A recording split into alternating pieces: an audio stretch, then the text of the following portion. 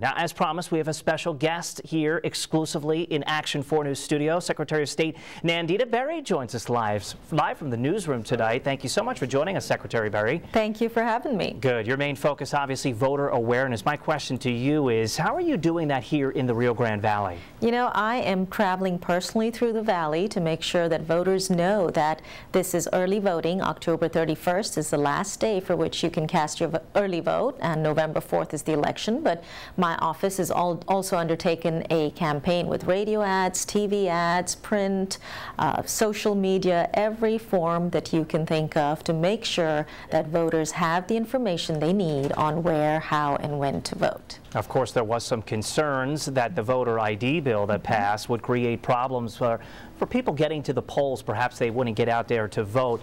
How do you feel it's been so far? Do you think it's been a hindrance? You know, we haven't seen any significant issues, but I want to make sure there's no stone left unturned and that everyone is aware that if they go to the polls to vote in person, they need to take one of 7 legislatively approved forms of photo ID. You can always go to our website, votetexas.gov, and those forms of photo ID are listed on there. But important for everyone to know that if you go to the polls, please take one of those 7 forms of approved photo ID with you.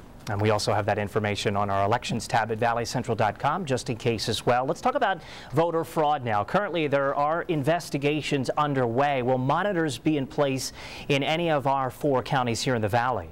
You know, I haven't checked on that information, but my aim is to make sure that this election is smooth, it's secure, and it's successful. And to that end, I want to make sure that voters have the information they need. I also want them to know that if they show up at the polls, it's 5 minutes till closing time, and they find that they've forgotten their voter ID, then don't go home. You can cast a provisional ballot, and then you can take that ID which shows that you're eligible to vote to the county clerk within 6 days and show your proof of vote. So there's no reason for anyone to be turned away from the polls. The Rio Grande Valley has been at the center of some of the biggest races. We just hosted the first ever Texas gubernatorial debate right here in the Valley, and we aired it on Action 4. Do you think that's played a role in why so many people are coming out for the early vote? Absolutely. Candidates and parties are the ones who drive interest. And in fact, candidates and parties have been campaigning really, really hard this year.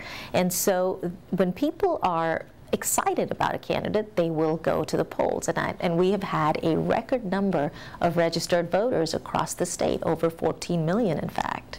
Secretary Berry, we so appreciate you stopping by to the Action 4 studio. We know you have a very busy schedule, so we really appreciate you coming on the newscast. Thank you.